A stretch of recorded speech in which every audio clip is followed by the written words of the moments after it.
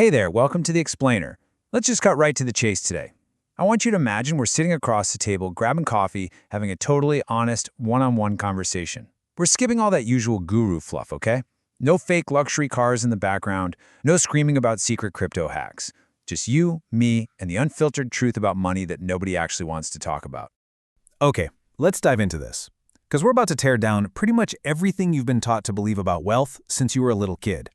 The reality? The way we've all been taught to look at money is entirely backward. Now, I want to ask you this directly, and I want you to really think about it. Why does money feel so hard? Seriously, look at your daily life. Why does it feel like this constant, massive weight pulling you down? Look, if you're stressed out right now, if you feel like you just can't catch a break, I totally get it. I see that. It is completely exhausting. I mean, think about your current relationship with money. Tell me if this sounds familiar. You desperately need it, but you just don't have enough of it. When you do spend it, you feel guilty. You get anxious even thinking about opening your banking app. And sometimes you just feel totally hopeless about ever getting ahead. I want to pause right here and tell you something absolutely crucial. Feeling this way, it is completely not your fault. You have this toxic relationship with money because you were actively taught to have it. But today, we're going to fix that. So, Chapter 1, what money actually is. Let's start by totally deconstructing the beast. We need to strip money of this intimidating power it has over you. And to do that, we have to look at what it actually is at its core. Here's the thing. Money isn't real. It is simply stored human effort. Just let that sink in for a second. When you earn, say, 500 rupees, what you actually did was store 2 hours of your focus, your energy, and your skill into a form, physical or digital, that you can trade later. You are literally just bottling up your own effort. That's the whole shebang. Converted effort. Think about it like this. Money is a story we all agree to believe. A piece of paper has absolutely no inherent value. A number on a screen has no value. The only reason you can walk up to a stall and buy a cup of chai with a 10-rupee note is because the chaiwala believes that those 10 rupees can buy him something else tomorrow. It's mutual belief. When you realize it's literally just a story, just stored effort, it completely stops being this magical, impossible force. But if money is just a story and stored effort, why are so many people struggling so much? Well, that brings us to Chapter 2, the lie you were sold. Because we need to expose the traditional advice that has kept you stuck exactly where you are. You know the drill. Get a good degree, find a stable job, work incredibly hard for 40 years, save your pennies carefully. Does that sound familiar? Of course it does. We've all heard it. But here's the thing. This isn't just a lie. It's a trap. This traditional path is deliberately designed to keep people predictable, tired, and controllable. It keeps you trading your precious time for pennies, while the people who actually understand money are out there building real wealth. So where does money actually come from? Money simply comes from solving problems. That is it. Think about these examples. The chaiwala gets paid because he solves the "I'm thirsty" problem. The mechanic gets paid because he solves the "my bike won't start" problem. The doctor solves the "my body is broken" problem. The brutal yet incredibly empowering truth is this. You are not broke because you lack money. You are broke because you are not solving a problem that people are willing to pay for. Which brings us right into Chapter 3, poor versus rich mindsets. This is honestly the most critical pivot of this entire explainer. Because escaping the trap isn't about just working harder. It's about unlearning toxic mental habits. Let's compare how different minds approach the exact same world. The poor mindset operates in a constant state of panic. It just keeps repeating, I need money. It's internal, it's desperate, and it's focused entirely on what you lack. But the rich mindset?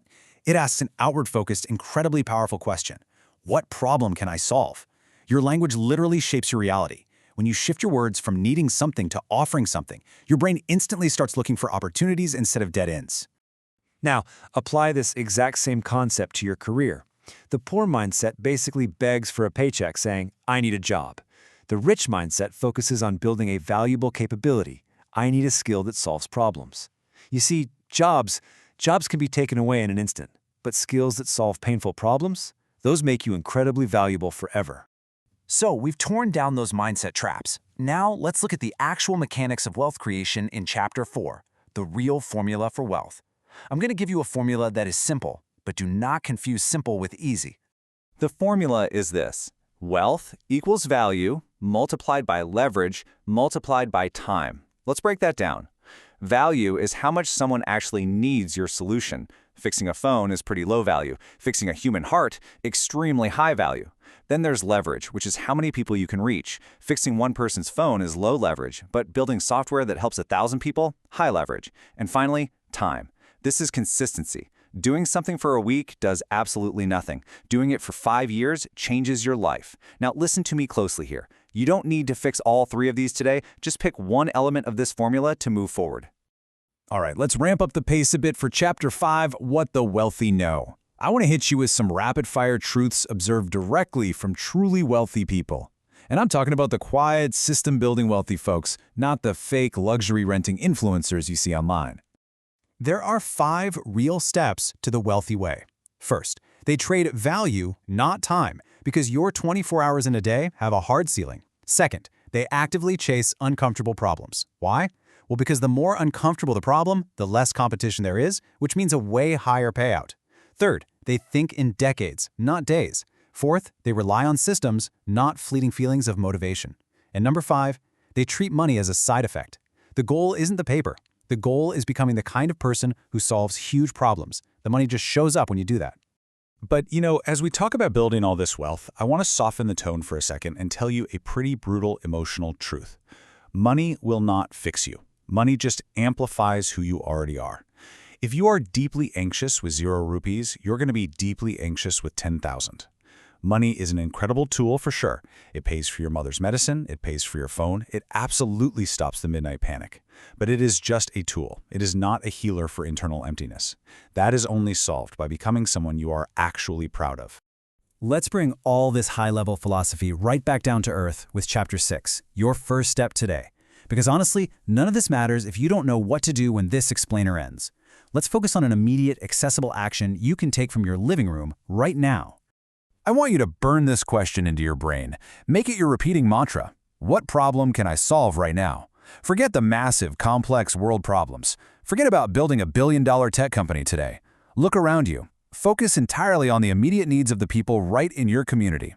It really can be this simple. Someone needs their dirty phone speaker cleaned? Hey, that's a 200 rupee problem. Someone needs a package run across town? That's a 100 rupee problem. A local shop owner doesn't understand tech and needs a WhatsApp catalog set up? That's a 500 rupee problem. Do these micro jobs just 10 times? Suddenly you have 2,000 to 5,000 rupees. You have breathing room. And from that breathing room, you can afford to learn bigger skills to solve much bigger problems. Being broke is not a moral failure, and wanting money is not shameful. But let me leave you with this passionate truth. Staying broke when you now know exactly how the mechanics of wealth actually work, that is the only true failure. You aren't stuck because the universe hates you. You are stuck because you haven't taken the first step. Not the perfect step, just the first one. The truth about money is that it is waiting for you, right on the other side of action. Not planning, not reading, not waiting until you feel totally ready, just action. So I'm going to leave you with this one question to answer right now.